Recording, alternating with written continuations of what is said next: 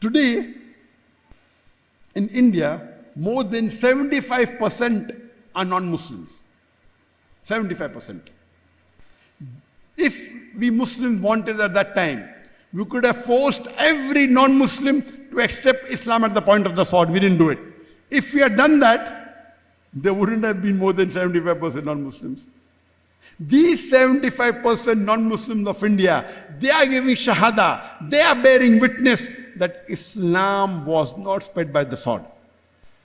At that time when we ruled India for 1,000 years, the Muslims that they wanted, they could have forced every non-Muslim to accept Islam. But they didn't do it.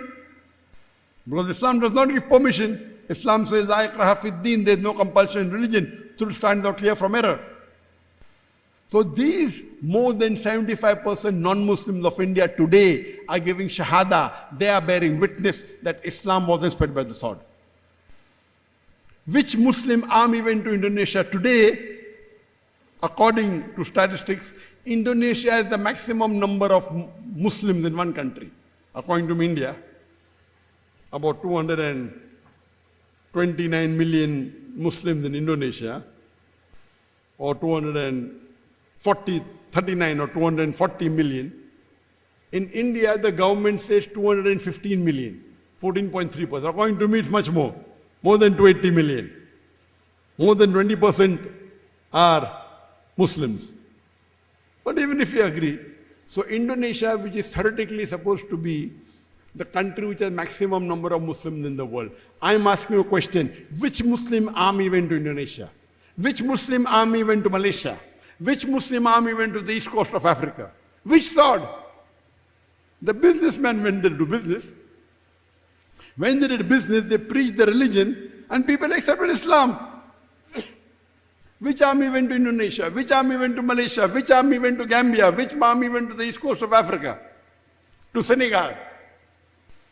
Later on the Britishers come and they play games. So these countries are giving shahada that Islam was not spread by the sword. Which sword?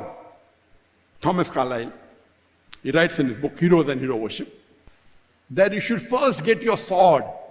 Every new idea initially begins in the mind of one. In one man, in the full world alone. And if one man alone propagates and picks up the sword, it will be no benefit. First you have to get the sword. Which sword is Thomas Carlyle talking about? He's talking about the sword of the intellect. I started my talk by quoting a verse of the Quran of Surah Nahl, chapter number 16, verse 125. He says, Udu ila sabili rabbika bil hikmah wal mu'azzat al hasna wajadun billati ahsan. Invite all to the way of thy Lord with wisdom and with preaching, and argue with them and reason with them in the ways that are best, most gracious. It's the sword of the intellect. It's not the sword of steel. Even if we had the sword of steel, we could not use it. Allah says in Surah Baqarah chapter 2 verse 256, La ikraha fid din, there's no compulsion in religion. Truth stands out clear from error. Anyone who holds and grasps the hand of Allah subhanahu wa ta'ala, He will take you from darkness to light. There's no compulsion in religion. It is the sword of intellect, sword of hikmah. And today, we find that the fastest growing religion in the world today, in America, it's Islam. The fastest growing religion in Europe is Islam. And if you read the Reader Digest Almanac Yearbook of 1984, and this article was repeated in the Plain Truth magazine, it gave the increase in the major world religion in a span of 50 years, from 1934 to 1984. And that article said the maximum increase in religion in this 50 years was Islam, 235%. Christianity, only 47%. I'm asking you the question, which war took place in these 50 years from 1934 to 1984, which converted or increased the number of Muslims all over the world? Which war? 235%. Islam, only 47%. That means 5 times more. 5 times.